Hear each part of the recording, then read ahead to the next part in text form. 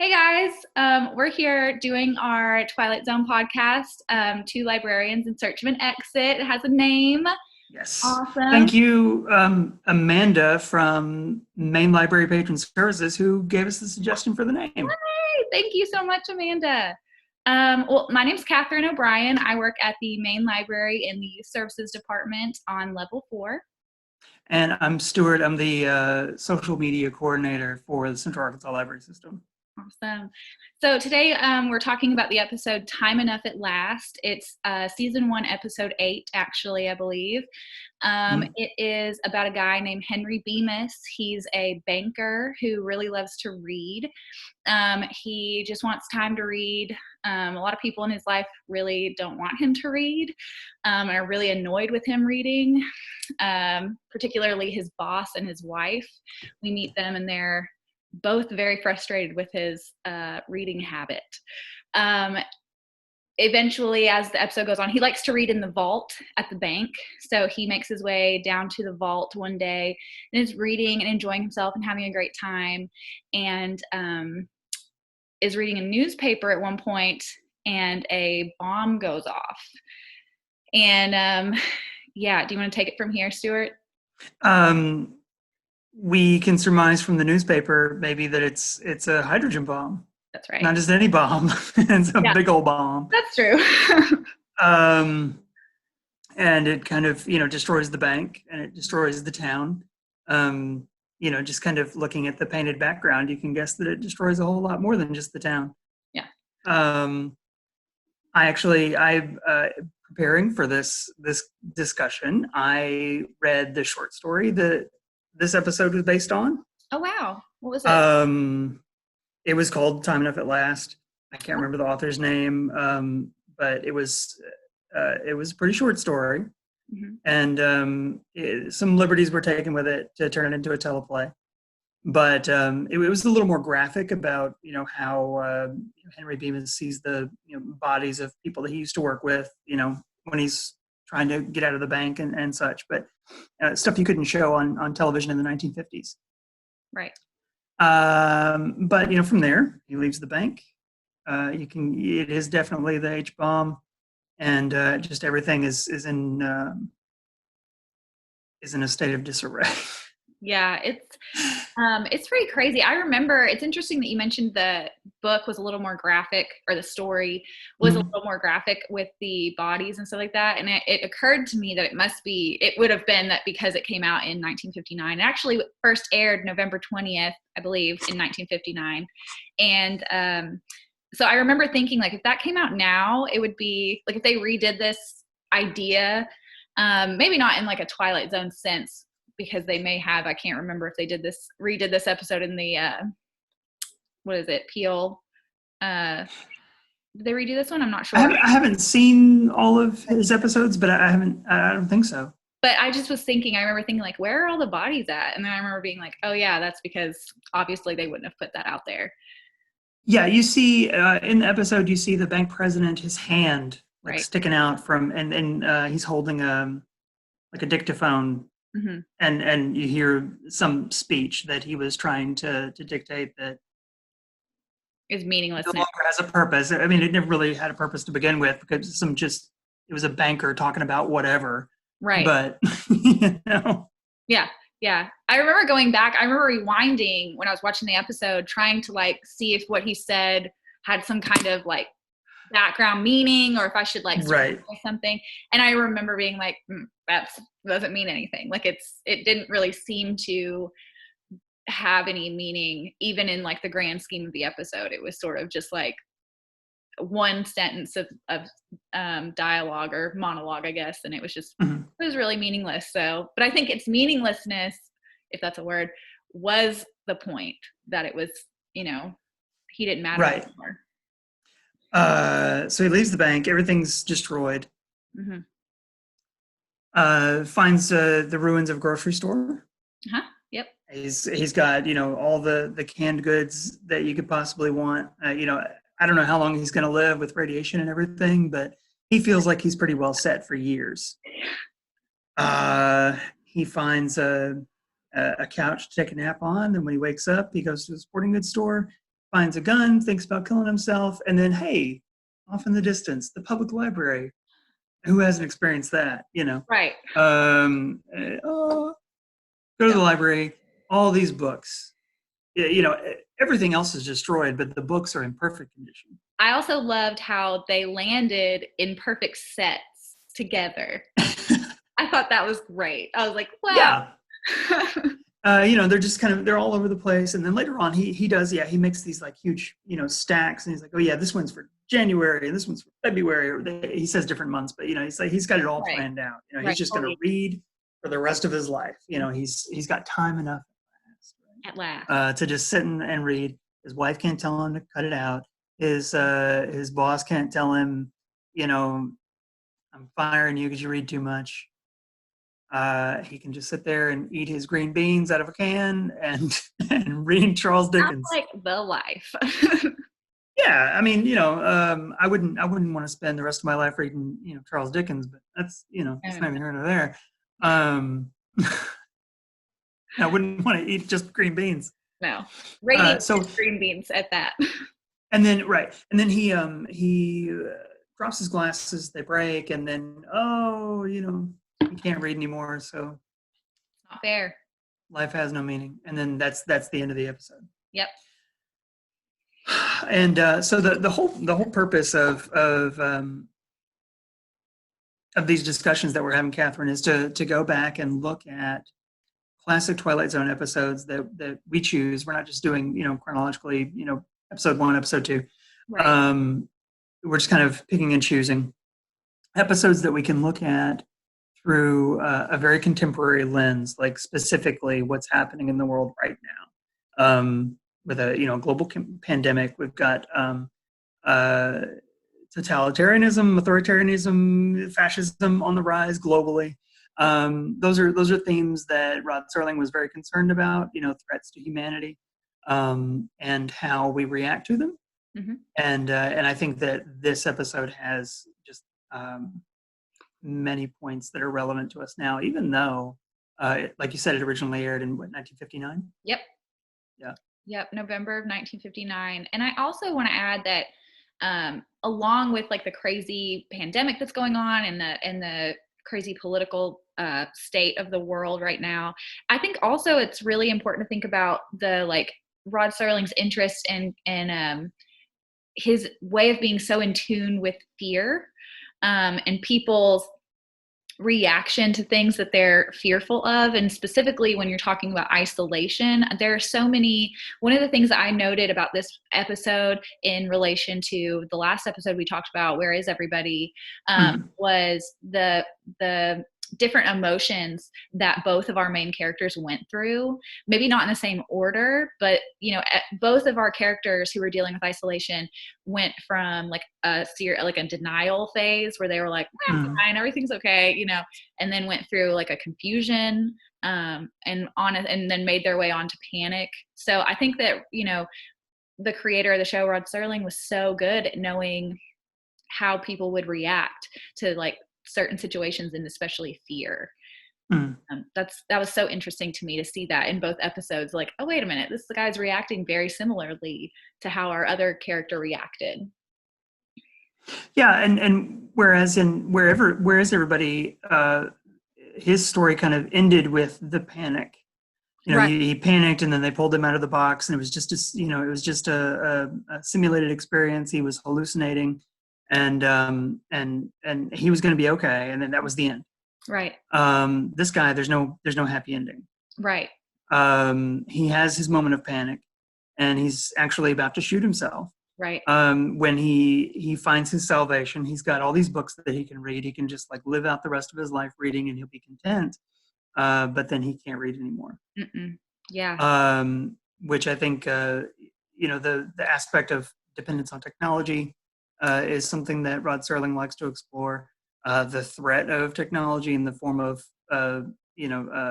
massively destructive bombs, which was just kind of looming over everybody's head at the time. That's something that he loves to explore.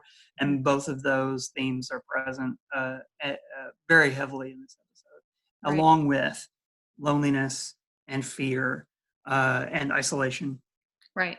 And the difference between isolation and solitude and loneliness.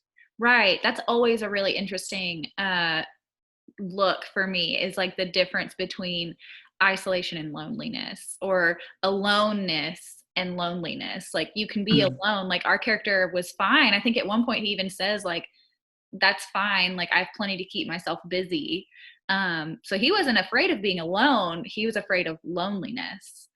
He drew, and I don't want to say entertainment, but I don't really know how to describe it. He drew companionship, I guess, from books. And so when he didn't have that companionship, which is what was really the biggest thing that he needed, which again, going back to our first episode, the Colonel said, we can do everything but companionship. Yeah. So that's kind of interesting. Maybe they should have put books in the thing with our main character from the last episode. Well, I think they might actually have alluded to that, because as you pointed out in our previous discussion, there's a scientist who's talking to the future astronaut in Where's Everybody, saying, we can give you microfilm, we can give you things to read on microfilm. But I guess, for, what was his name, Mike Ferris? Yeah, I think so. Sound right? Right. For him, that wasn't enough, but for Henry Bemis, that would have been plenty. And I would venture to say for many a librarian folk would also be more than enough. Absolutely. And how much of this guy's life would have been better if he had just worked someplace else? I know. I made a note I jotted down in my notes that as a librarian, the first few minutes of this episode were so hard to watch. Right. I was like, oh my God, when his wife drew, so she drew in his book. So they were going to go to a friend's other couple's house to play cards. And you could tell this guy was like, I don't want to go. And I was like, me either, Henry. I don't want to go either. But the Joneses. Yeah. So he's going to the Joneses and he gets underneath his cushion of his chair and he's hidden a book under there, a book of poems. And I was thinking, he's a man after my own heart. And he hides it in his jacket pocket, and his wife somehow knows. She's like creepily right behind the door, and she's like, what do you got there? And he's like, what? Nothing. And he finds this book of poems. Like, she's the worst. And she has marked out all of the pages so that he can't read them. And I wrote in my notes, she is a monster. We don't do that, Helen. We don't do that. We don't do that. I was appalled as a librarian. Not only does she mark through all the pages, she then proceeds to rip all the pages out and throw them on the floor. It was amazing. And that's the moment where, maybe because I've seen the episode before, I cringed because his glasses fall off. Yes. When he rushes down to the floor to pick up all those pages, his glasses fall off. And of course, it's a carpeted floor, so his glasses don't break. But I feel like that's a moment where you're kind of being given what's going to happen, some foreshadowing, right? And then there's another moment later on when he's in the bank vault and the explosion happens.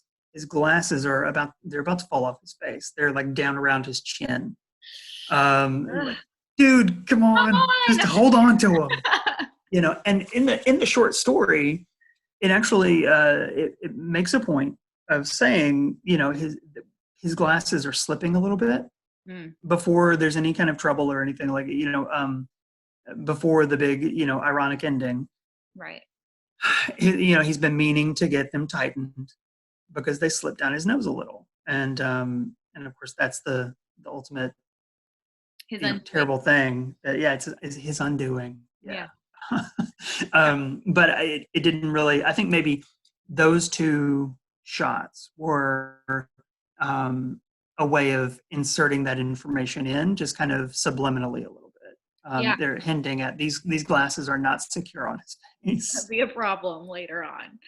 I wonder, I wear my glasses not as often. I wear glasses sometimes, but I wear contacts a lot of times. I wonder if the people who wear glasses, every day, if they noticed that more. Because that didn't, when the first couple times I watched the episode, just like casually, we always watched Twilight Zone on New Year's, and that was like a family tradition of Right. ours. And so this episode obviously came on a lot. It's one of the most popular, most well-known episodes of the series. Mm-hmm. I never noticed that before. And, when researching this episode, it did, come up, and I was like, oh, wow, that's really interesting. But I wonder if the people who wear glasses all the time were like, like, glasses, like, because it's like, it didn't occur to me that I would, Yeah, because that's not going to happen with your contacts. Right. And I mean, I don't wear glasses that often. And if you don't have a backup pair. Right. Which also is pointed out in the short story, he's been meaning to get a backup pair. Oh no, they were really like letting you know, like these glasses. This is the end. This is it for him. There's no backup. But okay, so I don't even know where we were before we started talking about the glasses. We finished the summary. Sure. So yeah, we were talking about the glasses falling, that foreshadow. Okay. But you really you get the sense that in his world he's really out of place. Yeah. He lives in a community, at least. Maybe it's not. Maybe it's something that was present more broadly at the time. But there's definitely an anti-intellectual sentiment in the people that are in his immediate life.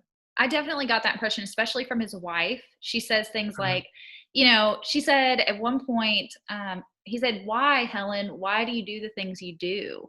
Or why do you do these things? And she said, because I married a fool. And I thought, lady, your husband is so intelligent. Like, how can you he literally reads all the time. Like, how could you think that it's such a weird thing for her to say. Yeah. And when she like tricks him with the poetry book, he doesn't know yet that she's marked through all the pages. She says like, hey, will you read me some poetry? Because she's just she's so evil.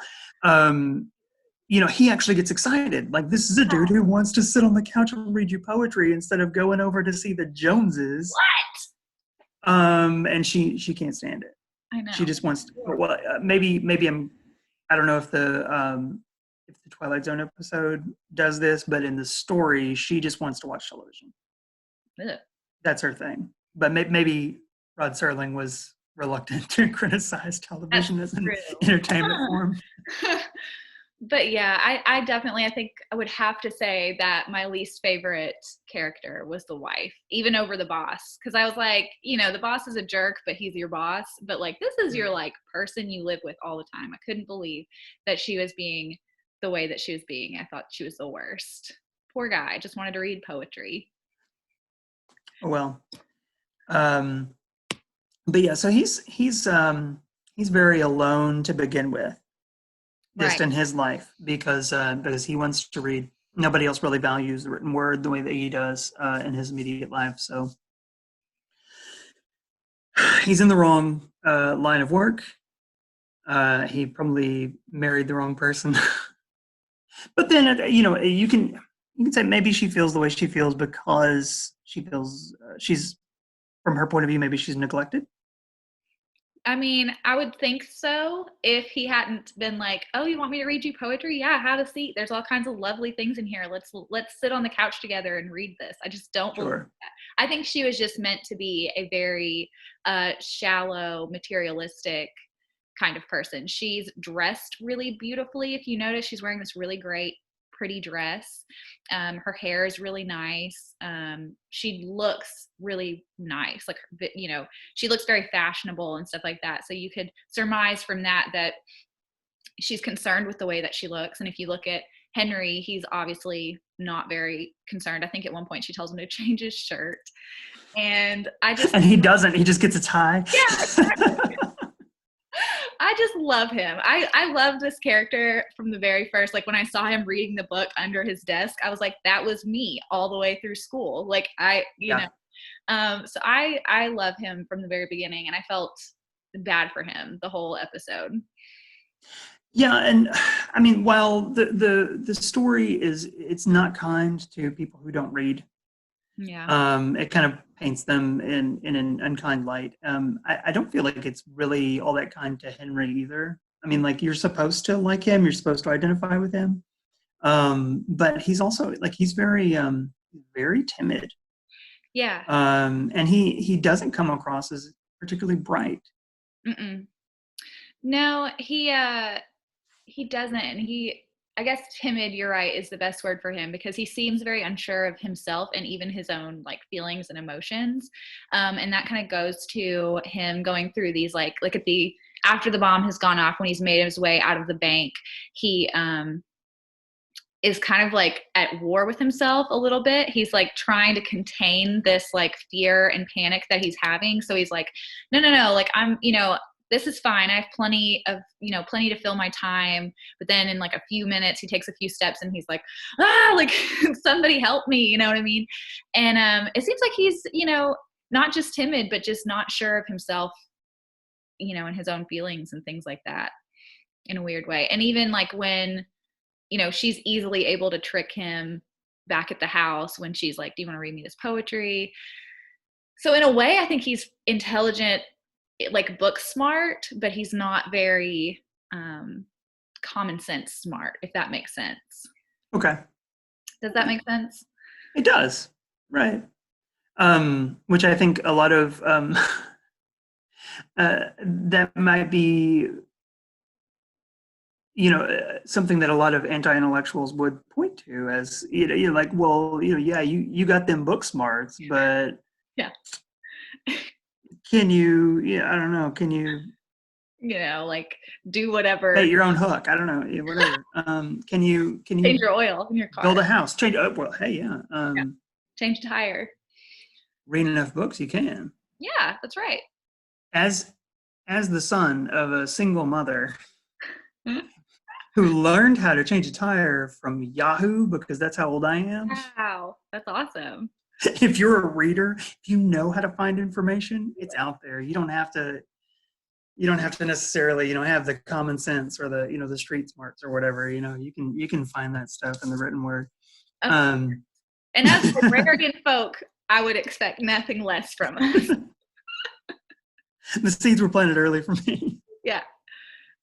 Well, I do have a couple of like favorite quotes. So since we were talking about him still outside after the bomb had gone off and everything, he says this really hilarious thing that I loved so much that he said, because I related to it so much. He says, the very worst part is being alone. Is this how it's going to be? Sitting around day after day, eating? And I was like, same.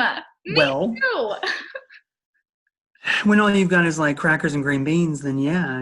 it's going to be terrible. But I mean, we've all got our sourdough starters and our bone broth or whatever. Right.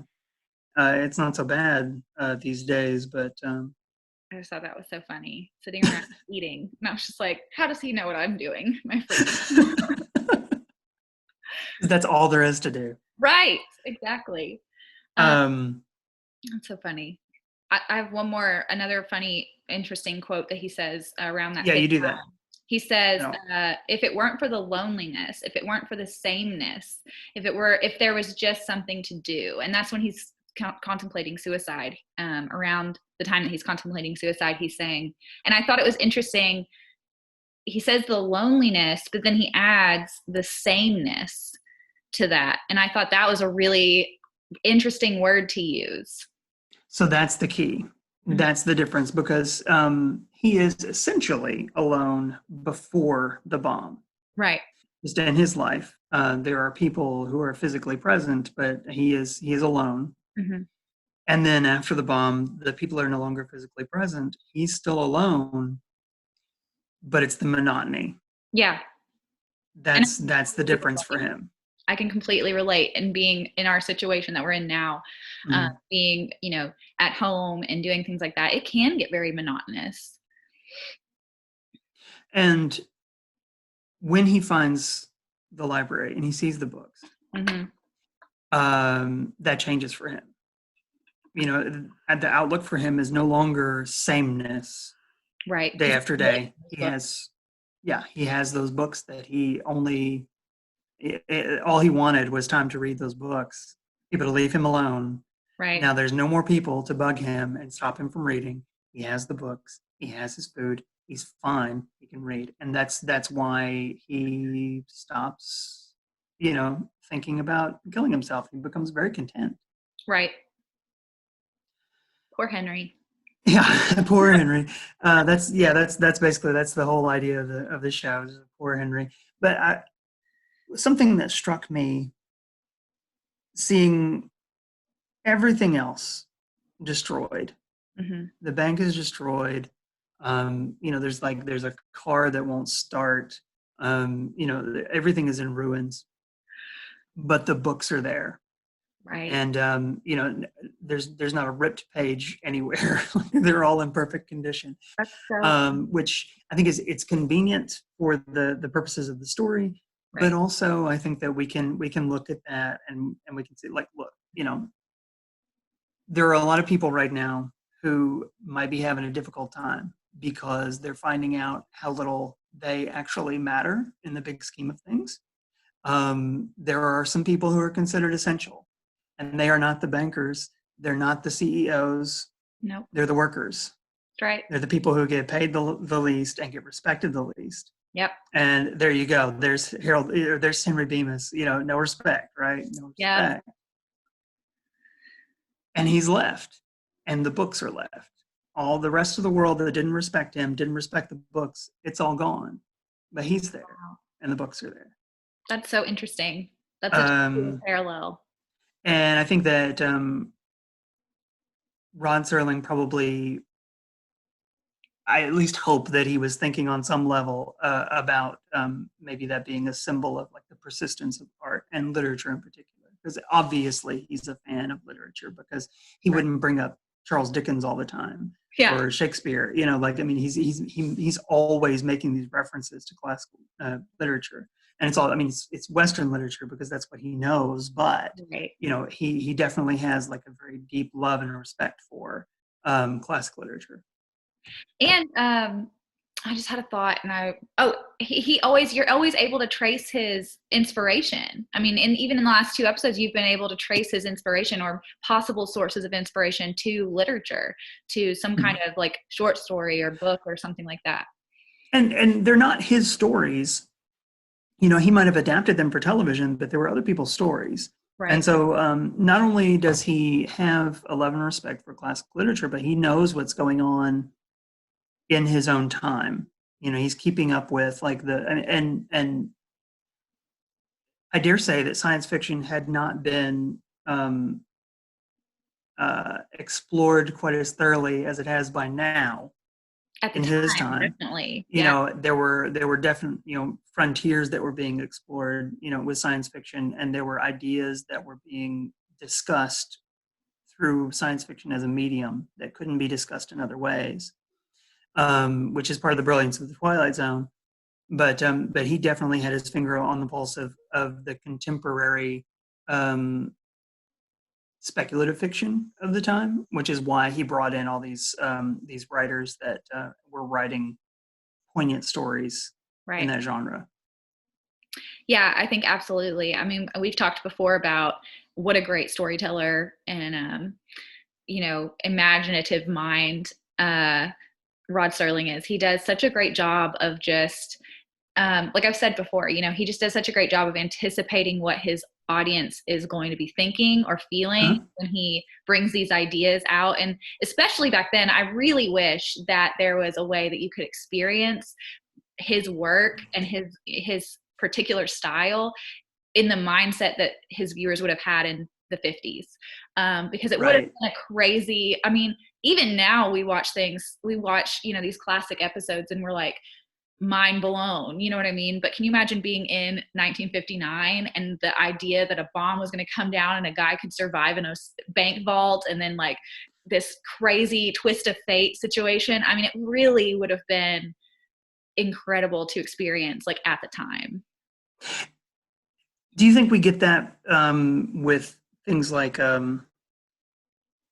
is it Black Mirror, maybe, or Jordan Peele's reboot of the Twilight Zone? I have not watched the Jordan Peele reboot. I need to do some looking into that. Maybe one day we'll do a podcast about that series. That'd be awesome. One of my favorite directors and creators is David Lynch. So I don't know if you're familiar Whoa. with David Lynch, but he is a surrealist artist who he does all kinds of stuff, but he is also one of those people that like does things and he does not care if you understand. He does not offer Right. any explanation. It is what it is, and you can just be mad about it. Yeah. And I often am. But you know, I think there are artists out there who are ahead of their time, similarly to how Rod Serling is. I feel like Black Mirror uh, is a great show and does a great job of trying to break that threshold. I also feel like a lot of the people in this generation, you know, just this generation as a whole, speaking for millennials, I'm not really sure about Gen Z, but millennials, which I'm a part of, it's kind of hard to impress us. We've kind of like lived through it all and like saw a bunch of stuff. Right. Yeah. So it's kind of hard to blow our minds, but it happens. And I think it happens with artists like David Lynch and, you know, possibly with the new Twilight Zone would possibly do that. I'd have to watch it to be sure. But there are things out there, I think, that come close to doing something similar to what Rod Serling was doing in the 50s. Yeah.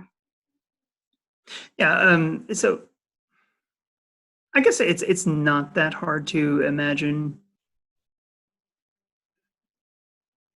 being a person who consumes stories that really play on contemporary anxieties Mm-hmm. and things that we are familiar with and we're always thinking about, and maybe even twisting them a little bit to examine the pros and cons of certain technologies. I know Black Mirror does a lot of uh, examination of things like privacy um, and morality of different technologies. And that was something that Rod Serling was concerned about, the morality of certain technologies.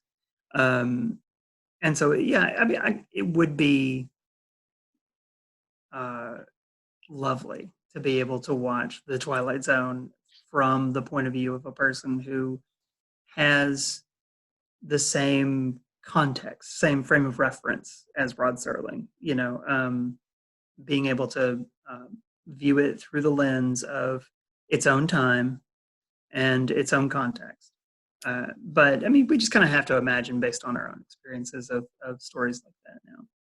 Yeah, and I think there definitely is something to be said about this. You know, this series has made its way and survived through the decades, and it has hit every decade differently. Mhm. You know, like people in the 70s saw these same episodes and watched these same things and probably watched the same marathons that I watched on New Year's Day. And they got, Just not on the Sci-Fi Channel. yeah, I don't know how they watched it, but maybe they did. I don't know.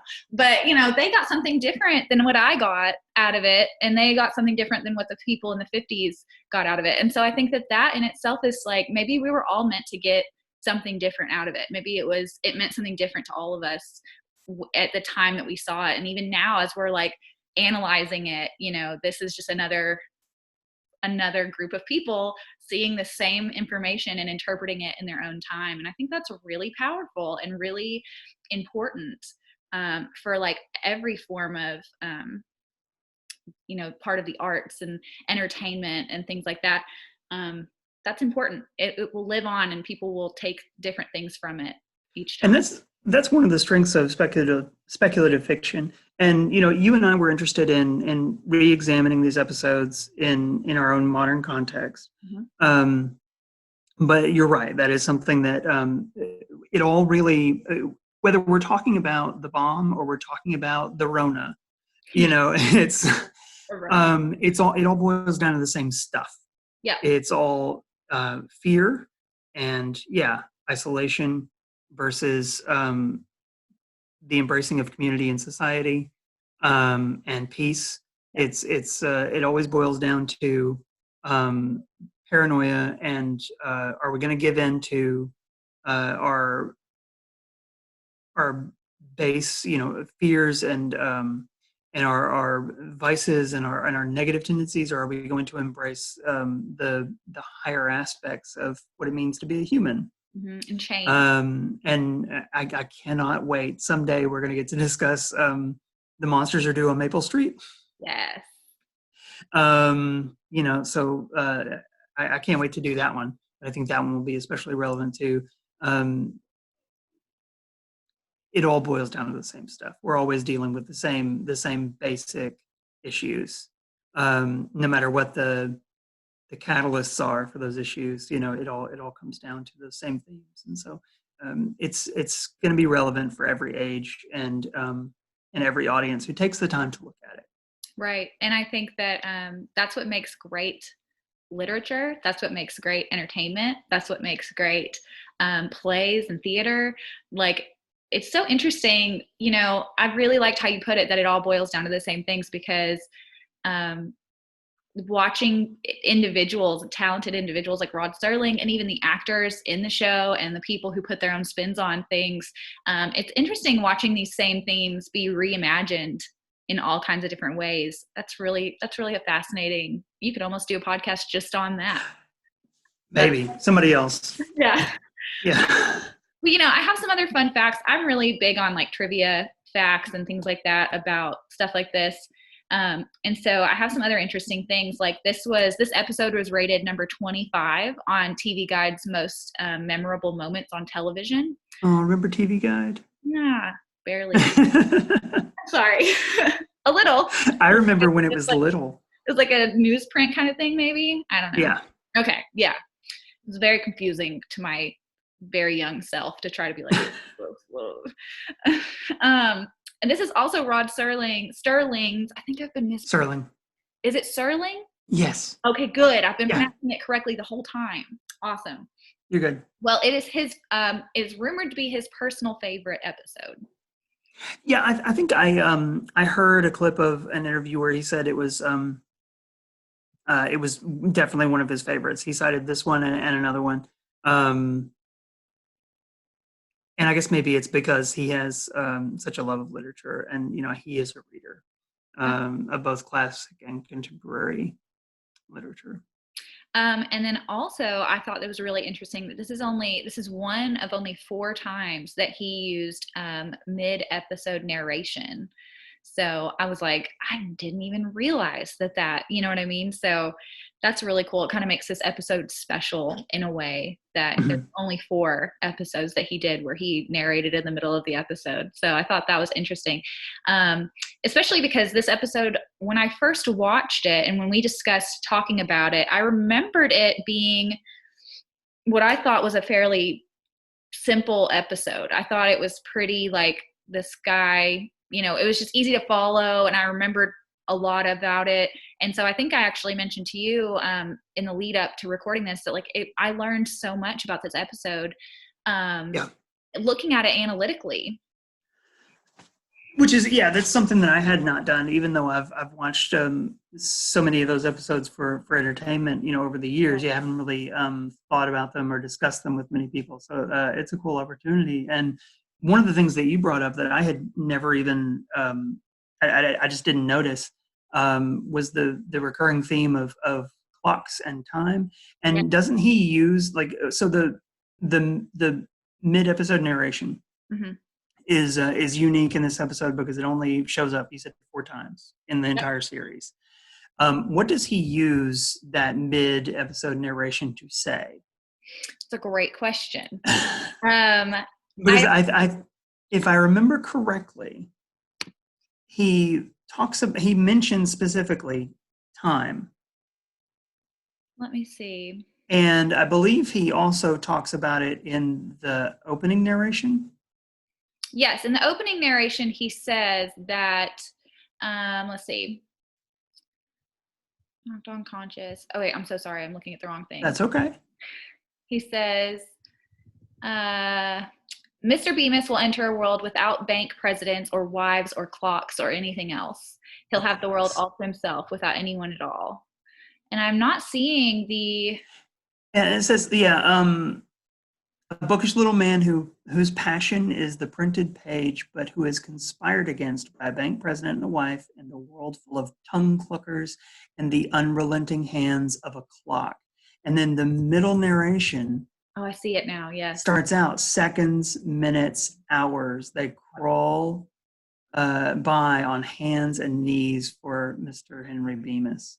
That's crazy. Yeah. That's a really pointed, they crawl by on hands and knees. Mm-hmm. That's a very descriptive statement right there. An 8-hour tour of a graveyard. Ooh. So time again is a big theme right here in this. So it's in the title, and then he actually breaks with his normal format to do that middle narration to point out time, not just once but twice, at the very beginning of it and the end of that middle narration. He's talking about time, which is important mm-hmm. in this episode as it is in the last episode, because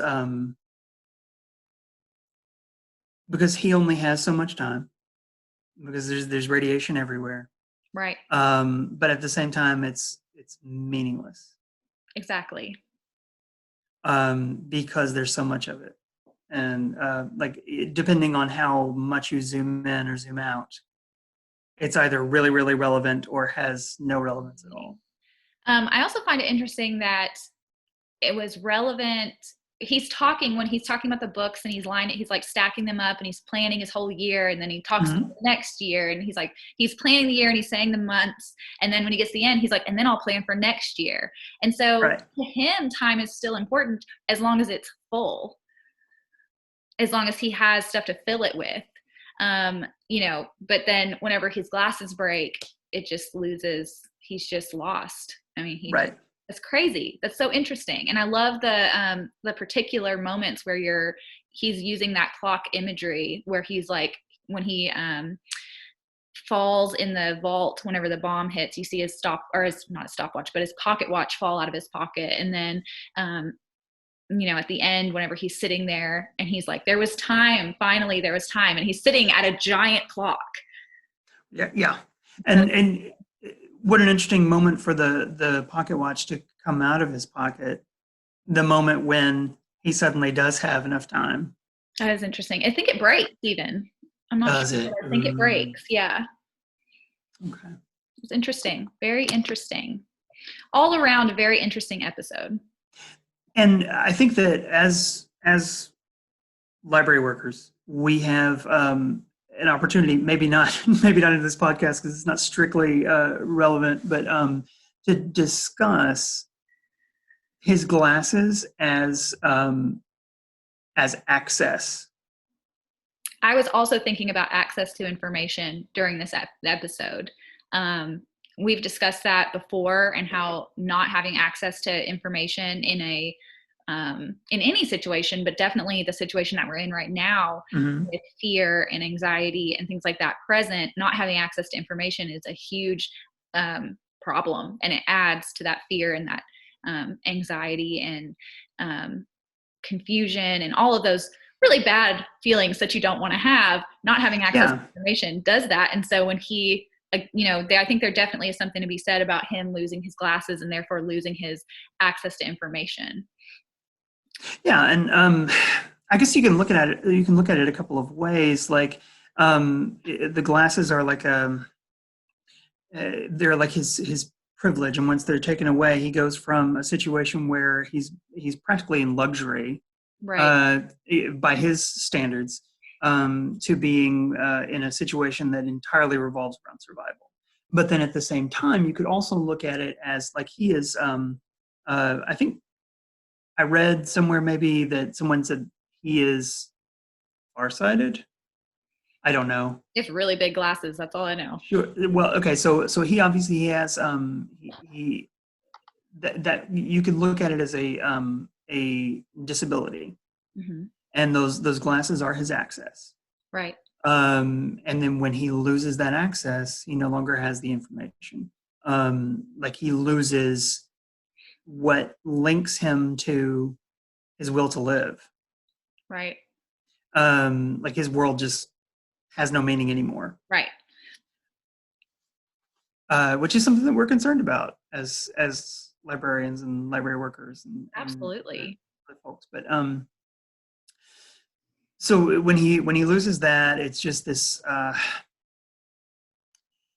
big sad moment. Even though I feel like it could be a really darkly funny moment, but it's not.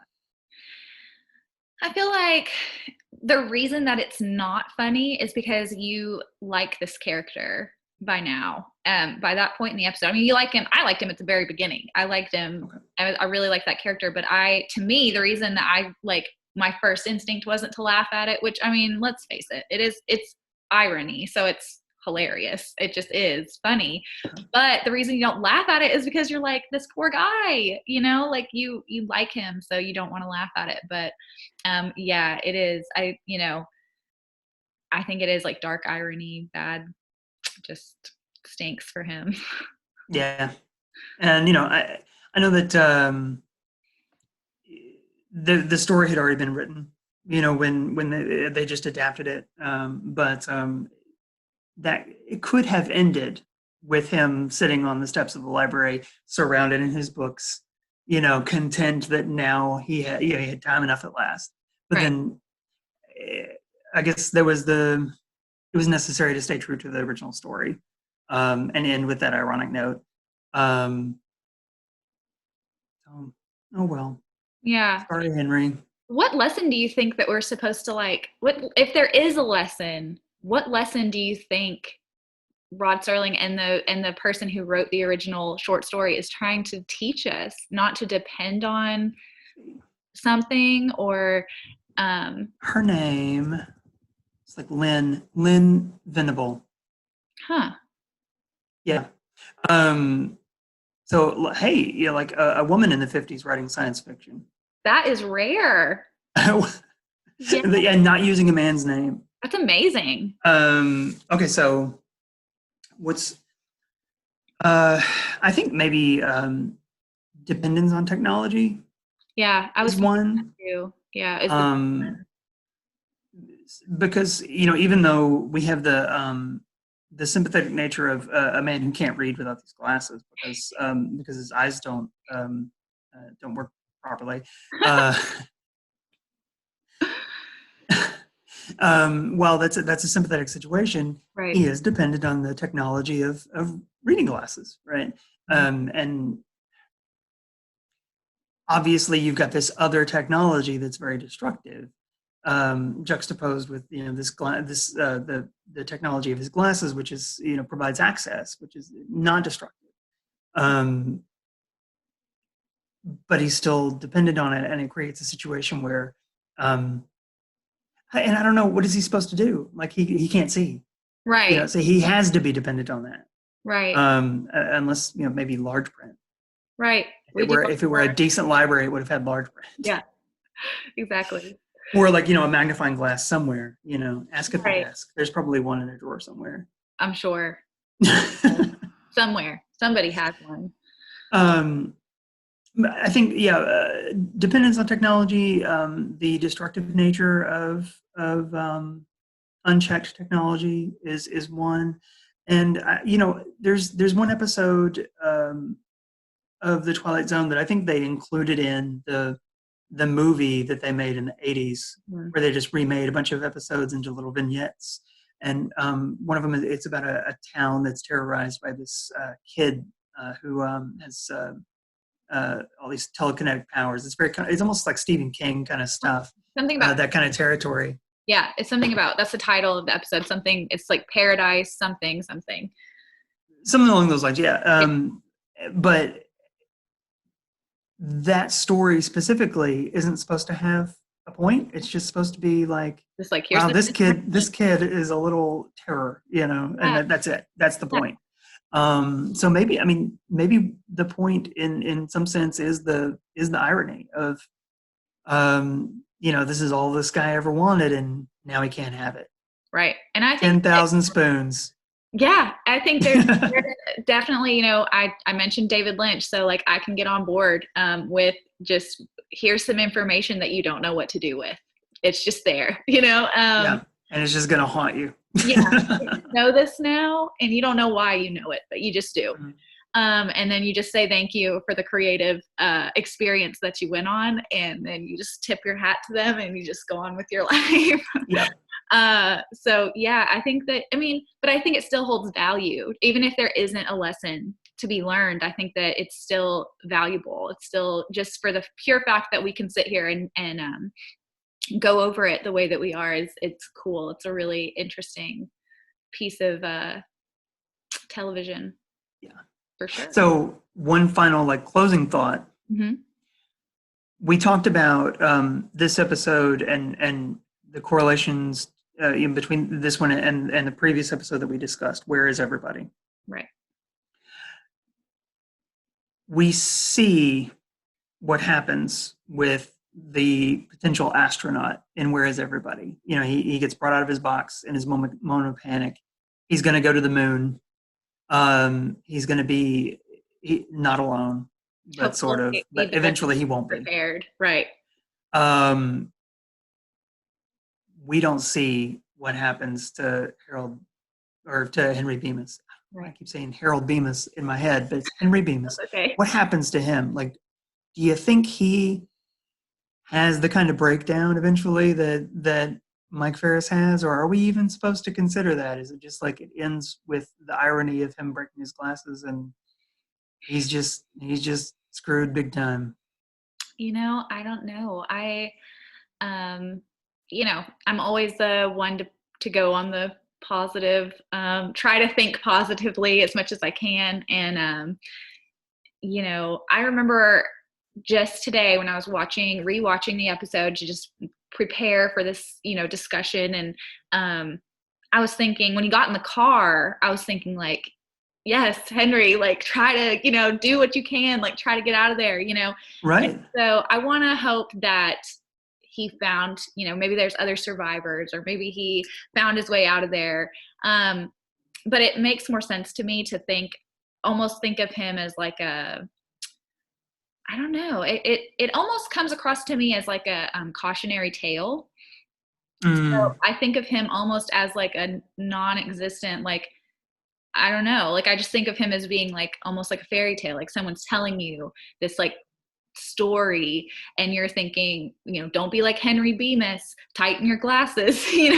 Like I just like, I don't know. Like he doesn't even, as much as I liked this character, when I think about the whole story as a whole, I think of it almost as intangible as like, because there wasn't an ending. Not like, in the first episode we discussed, there is this ending, there's this closure, that they're talking about all these things they can do for him.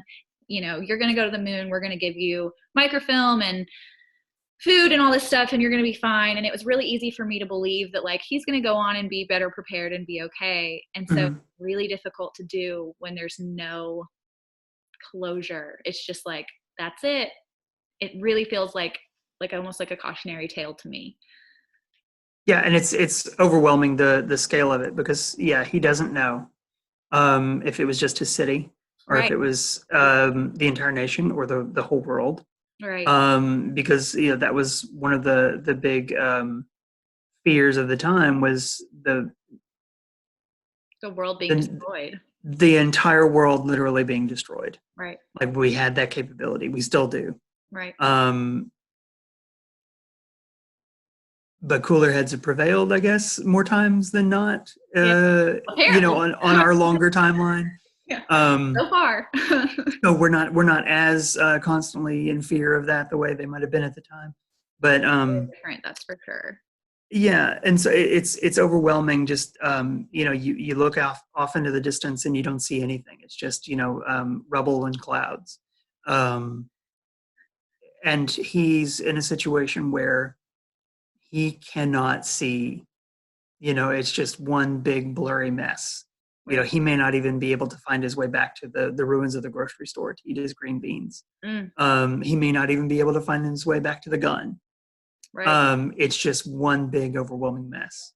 Yeah. It's maybe you're not supposed to dwell on that too hard because it's just so overwhelming. It's such so big in scope, just the size of that disaster. Which, hey, there's the modern relevance again. Yeah, yeah. And and when you mentioned, talking about the time period, it makes me feel even more that it's meant to be, look at what could happen. You know what I mean? A very confronting experience, kind of, especially if you're really trying to look at it through the lens of 1950s. It is a very confronting, like, this could be you. Right. You don't want to be this guy.